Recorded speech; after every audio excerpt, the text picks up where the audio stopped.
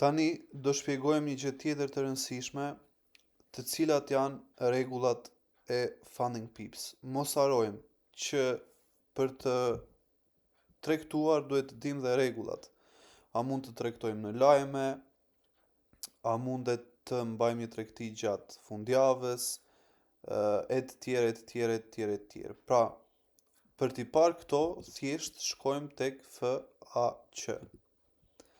Tek website-i, këtu është Help Center i Funding Pips, ka shumë artikuj ku mundet të, ku mundet të mësoni, ja ku thot, për shembull artikulli Ready to Start, ju tregon nga fillimi në fund si ta blini challenge-in, e të tjerë, e të tjerë, e të tjerë. Këtu tregon se si mund të navigoni dashboardin, këtu tregon se si mund të bëni login në platforma si MetaTrader 5 që unë e shpjegova. Këtu tregon për challenge, tregon rregullat e one step model, siç e shikoni. Tregon rregullat për one step, tregon rregullat për two step, për two step pro model, për zero, e tjerë, e tjerë, e tjerë. Po çka është më e rëndësishmja në Funding Pips, është që Funding Pips në fazë të parë dhe fazë të dytë të lejon të tregtosh në lajme. Të lejon po ashtu të mbash dhe tregtit gjatë weekend, pra gjatë fundjavës. Çfarë duhet të dini për Funding Pips?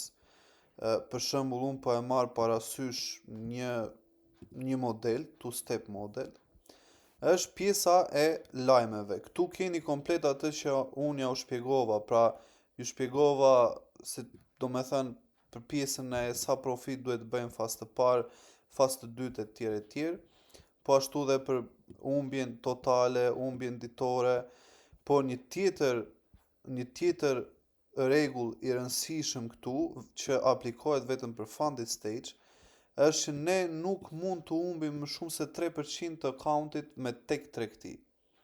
Pra me një tregti.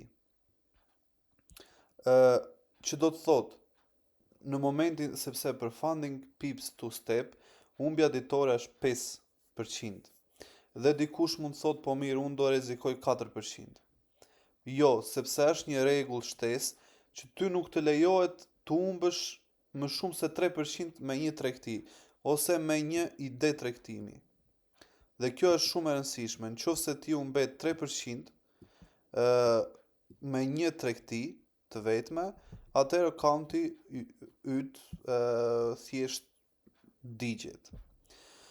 Gjithashtu, diçka tjetër e rëndësishme është që ti, në momentin që e le llogarin më shumë se 30 ditë pa e tregtuar, pa vendosur tregti, ose e le inaktive, ty të digjet accounti nga inaktiviteti. Ja ku është rregulli këtu.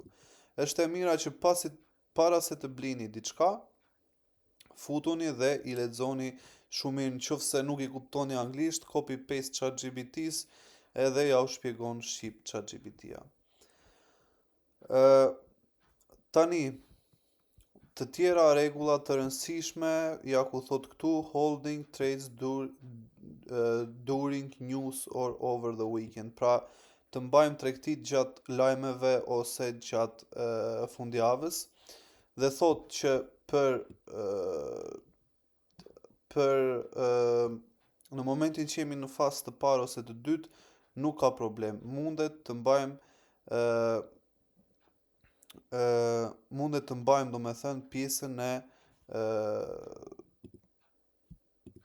gjatë lajmeve ose gjatë fundjavës.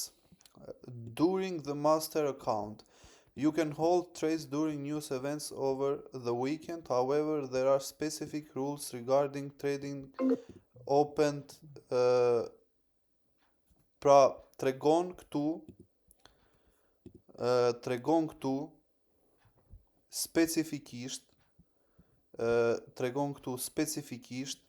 që ne duhet, pra, high impact news events. Ktu specifikisht ka një lloj momenti që ne duhet kemi kujdes, dhe do ja tregoj tani. Tani, nuk mund të hapësh ose të mbyllësh një tregti gjatë 10 minutave të një lajmi, që do të thotë, nëse lajmi i rëndësishëm është në orën 2, ti nuk mund të hapësh tregti nga orari 1:55 minuta deri në orën 2:05 minuta. Pra 5 minuta nga përfundimi, nga fillimi i lajmit dhe 5 minuta para lajmit, që i bie një dritare prej 10 minutash. Nuk mundet të hapësh ose të mbyllësh tregtin. Pra, ka një 5 minutësh para lajmit, 5 minutësh mbrapa lajmit.